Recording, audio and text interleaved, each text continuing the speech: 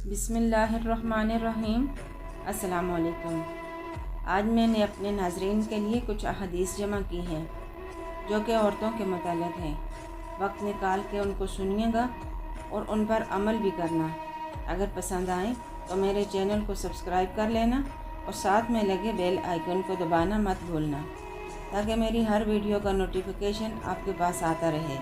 تو چلیں ویڈیو کا آغاز کرتے ہیں۔ نبی پاک صلی اللہ علیہ وآلہ وسلم کا ارشاد ہے، جب مرد اپنی بیوی کو اپنے بستر پر بلائے اور وہ نہ آئے، جس کی وجہ سے مرد ناراضگی میں رات گزارے، تو صبح تک عورت پر فرشتے لعنت کرتے رہیں گے۔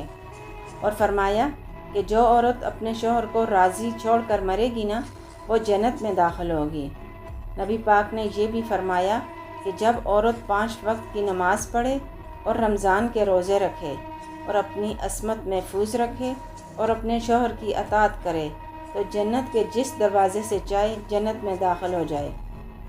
نبی پاک صلی اللہ علیہ وآلہ وسلم نے فرمایا کہ جب مرد اپنی حاجت کے لیے بیوی کو بلائے تو بیوی آ جائے، اگرچہ تندور پر کام ہی کیوں نہ کر رہی ہو۔ اور فرمایا کہ وہ شخص ہم میں سے نہیں ہے جو کسی عورت کو اس کے شوہر کے خلاف یا غلام کو اس کے آقا کے خلاف بھڑکائے۔ نبی پاک صلی اللہ علیہ وآلہ وسلم نے فرمایا کہ کوئی عورت اس کی شوہر کے اجازت کے بغیر نفلی روزے نہ رکھے جبکہ شوہر گھر پر موجود ہو۔ نبی پاک صلی اللہ علیہ وآلہ وسلم نے یہ بھی فرمایا کہ 3 شخصوں کی نماز قبول نہیں ہوتی، نہ ان کی کوئی نیکی اوپر جاتی ہے۔ ایک بھاگا ہوا غلام جب تک واپس آ کر اپنے آقا کے ہاتھ میں ہاتھ نہ دے دے، دوسرا وہ عورت جس سے اس کا شوہر ناراض ہو، اور تیسرا نشہ پی کر بے ہوش ہو جانے والا جب تک ہوش میں نہ آ جائے۔ پاک صلی اللہ علیہ وآلہ وسلم نے فرمایا جو عورت بغیر مجبوری کے اپنے شوہر سے طلاق کا سوال کرے اس پر جنت کی خوشبو حرام ہے۔ نبی پاک صلی اللہ علیہ وآلہ وسلم نے یہ بھی فرمایا ایک سوال کے جواب میں کہ بہتر عورت وہ ہے جو اپنے مرد کو خوش کرے جب مرد اس کی طرف دیکھے، اور جب مرد حکم کرے تو کہا مانے، اور اپنی جان کے بارے میں شوہر کی مخالفت نہ کرے، یعنی غیر سے آنکھ نہ ملائے اور دل نہ لگائے، اور شوہر کے مال میں اس کی مرضی کے خلاف تصرف نہ کرے۔ اسی طرح فرمایا جو شخص مکرور ہوتے ہوئے عمدہ کپڑے توازہ نہ پہنے، خدا اس کو کرامت کا جوڑا پہنائے گا، اور جو شخص اللہ کے لیے نکاح کرے خدا اس کو شاہی تاج پہنائے گا۔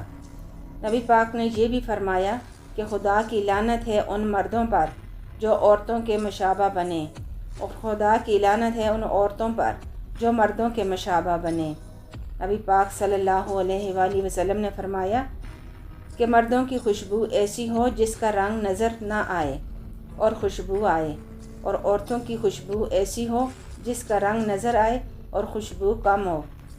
پاک صلی اللہ علیہ وآلہ وسلم نے فرمایا شراب میں سارے گناہ موجود ہیں، اور عورتیں شیطان کے جال میں ہیں، اور دنیا کی محبت ہر گناہ کی جڑ ہے۔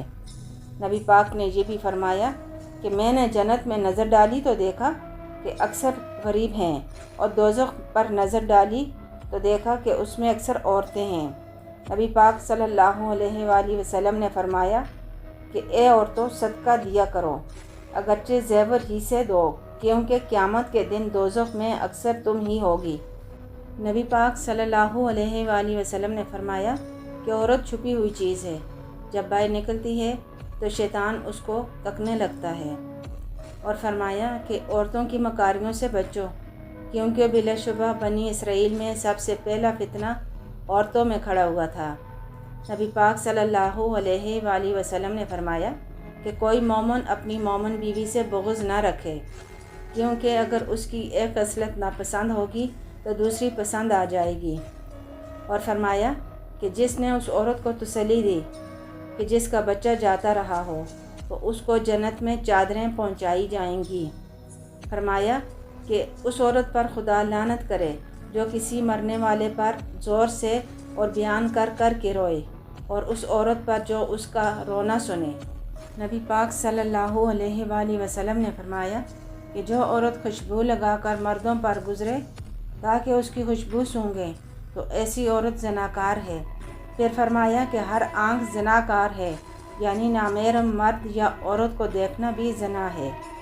نبی پاک صلی اللہ علیہ وآلہ وسلم نے یہ بھی فرمایا، جو کچھ تو اپنے آپ کو کھلائے وہ صدقہ ہے، اور جو اپنی اولاد کو کھلائے وہ بھی صدقہ ہے، جو اپنی بیوی کو کھلائے وہ بھی صدقہ ہے، اور جو اپنے خادم کو کھلائے وہ بھی صدقہ ہے۔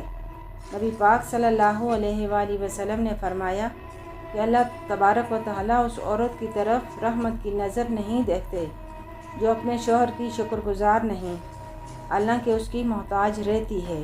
نبی پاک صلی اللہ علیہ وآلہ وسلم نے فرمایا کہ جب بندے نے نکاح کر لیا تو نصف دین کامل کر لیا، اب اس کو چاہیے کہ باقی نصف میں خدا سے ڈرے، اور فرمایا کہ جب کوئی دیندار اور خوش خلق تمہارے ہاں نکاح کا پیغام بھیجے تو اس سے نکاح کر دو، ورنہ زمین میں فتنہ اور بڑا فساد ہوگا۔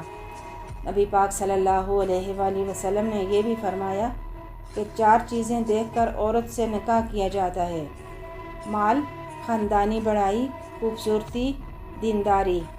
بس تم دیندار عورت حاصل کر کے کامیاب بنو۔ اور فرمایا کہ جب کبھی کوئی غیر مرد کسی عورت کے ساتھ تنہائی میں ہوتا ہے تو وہاں تیسرا شیطان موجود ہوتا ہے۔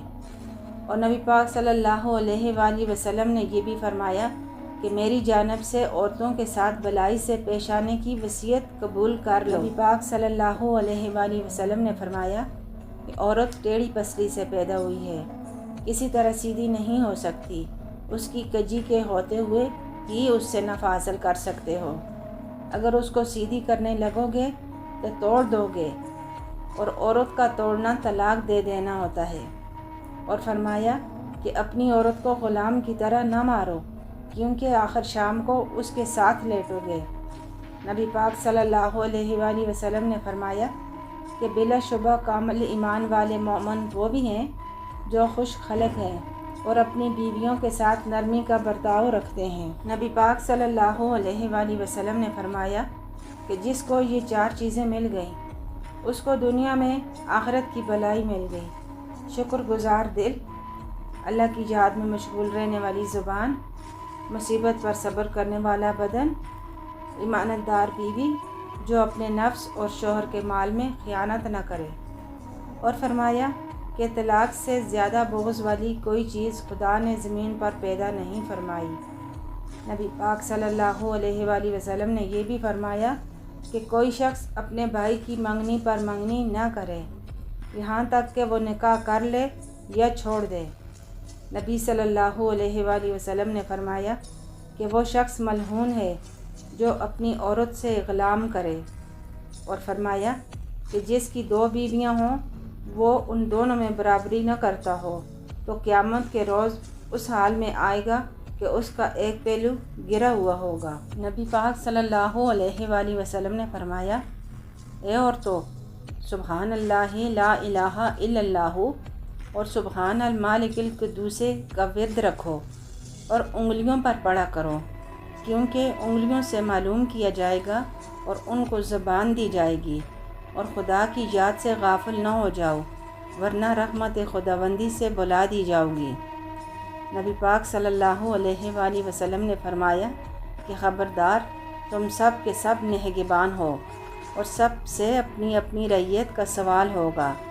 صاحب اقتدار عوام کا نگہبان ہے، اس سے اس کی رعیت کا سوال ہوگا، اور مرد اپنے گھر والوں کا نگہبان ہے، اس سے اس کی رعیت کا سوال ہوگا، اور عورت اپنے شوہر کے گھر اور اس کی اولاد کی نگہبان ہے، اس سے شوہر کے مال اور اولاد کا سوال ہوگا، اور غلام اپنے آقا کے مال کا نگہبان ہے، اس سے اس کے مال کا حساب ہوگا۔